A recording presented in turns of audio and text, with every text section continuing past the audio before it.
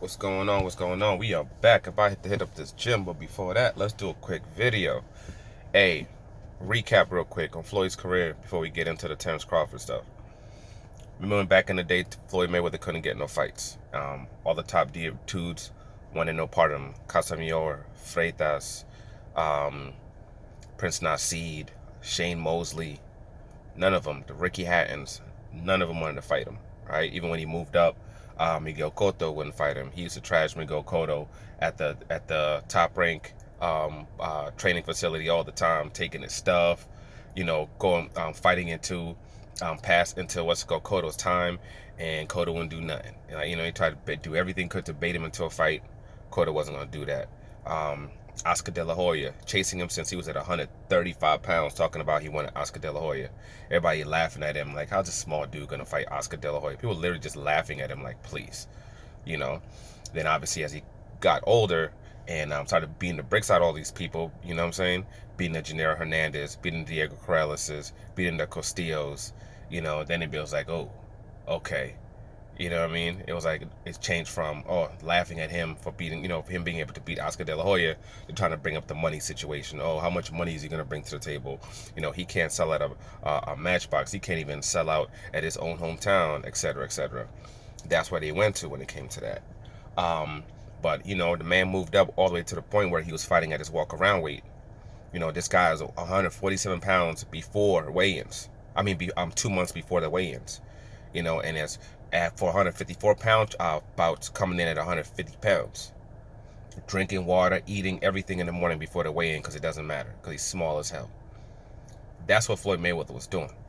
Taking on the likes of Oscar De La Hoya. 2 fights at 147 and then taking on the top 2 guys at 147 and Zab Judah and Baldomir, then jumping right up to 154 to take on Oscar De La Hoya, who was top number 6 or 7 pound for pound in the world at the time, and one of the top fighters at 154 pounds, giving up 20 pounds, weight disadvantage. When he fought Canelo, he was old as hell, okay? Taking on a guy, again, young, strong guy who had 20 plus pounds on him on fight night, again. That's what he did. So, Terrence Crawford, he had a couple of options of what he could have did. Bob Arum could have offered Danny Garcia some real money, some real money with some upside and everything, not offering him a deal that was so egregiously low and asinine that there was no point in even trying to counter anything, So he could have fought him. After fighting him right now, he could be setting up a fight against Sean Porter, and fought Sean Porter and beat Sean Porter. 2 guys that Earl Spence could fight would be gone. Then pretty much, if you can't get the Manny fight, the only other fight would have been left would have been Earl Spence, would have been Terrence Crawford. He chose not to take that route, and he's choosing not to take on a Sean Porter. He's choosing actually not to even take on a Danny right now, because supposedly they only want guys with belts. Well, there's a guy who has a belt. At 154 pounds, Teixeira, whatever his name is, from that signed the Golden Boy. He has a 154 pound, I think, WBO championship strap right now. They made an offer to him for him to go out against the zone and fight for that belt. So clearly, if they made him an offer, it's probably going to be an offer more than what he's already making. Okay, that's number one. So, hey, if you don't want to fight the Charlos, if you don't want to fight Sean Porter, you don't want to fight Danny, you're only about legacy, you only want belts and you only want legacy. That's what they said about. I said they don't even care about the money. It's all about legacy. So that he can do some legacy type ish. He can do some historical ish. Number one, take on that Teixeira dude or whatever he is. Go take that DAZN deal, take him on, and take that belt away from him.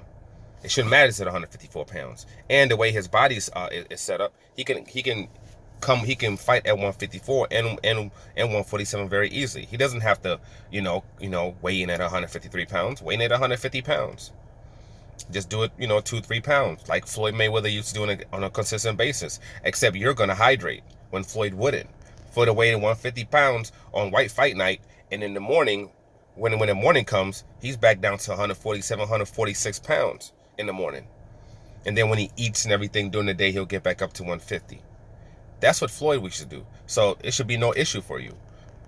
Take on that guy. Then after you're done taking on him, the reality is Earl Spence probably going to take on, because of the car accident, he's probably going to take on Danny Garcia, because now the schedule's been pushed back. He was going to fight Danny in January, which meant he could have fought Manny Pacquiao probably like in May or something like that, which would have left the end of the year all open for Terence Crawford for undisputed.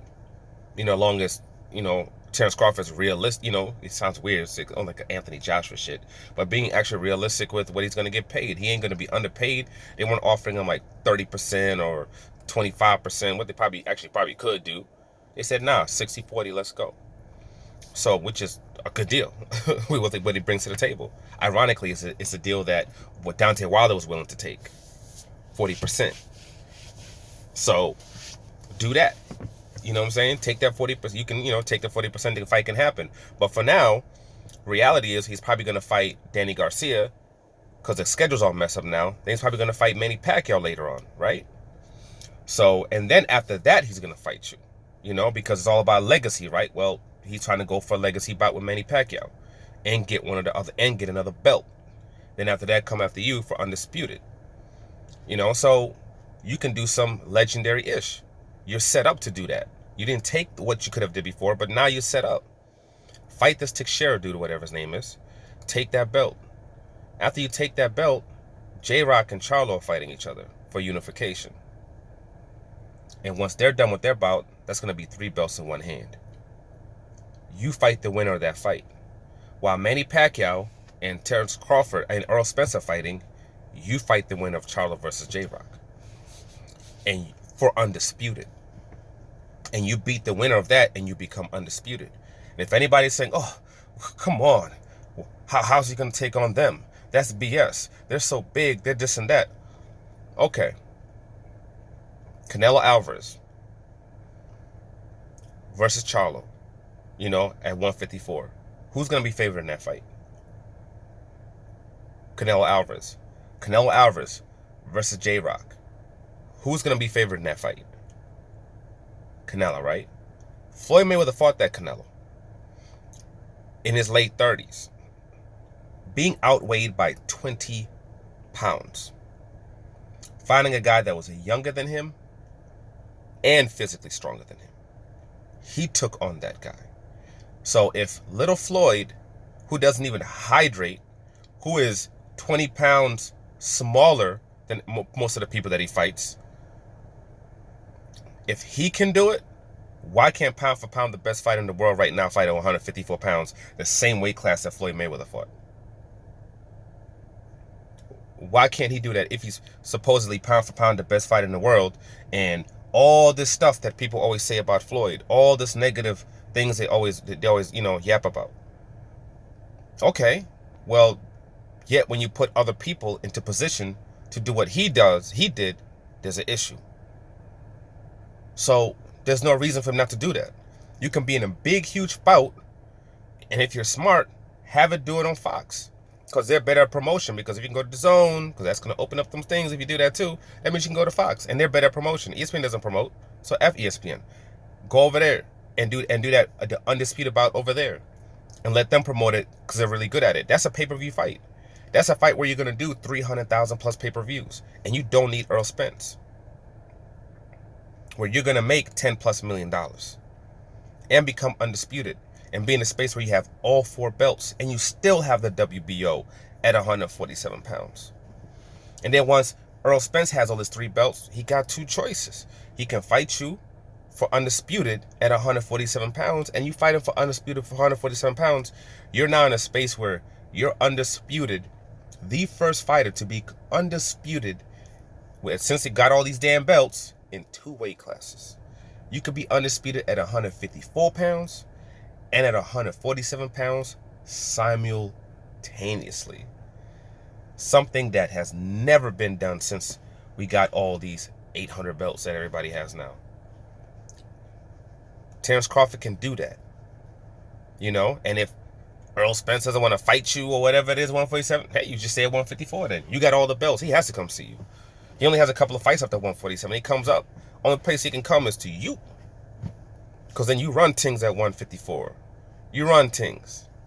So, time to do something, Terence. You all about legacy? You all about belts? There's a path you can take. Like, share, subscribe. I'm out.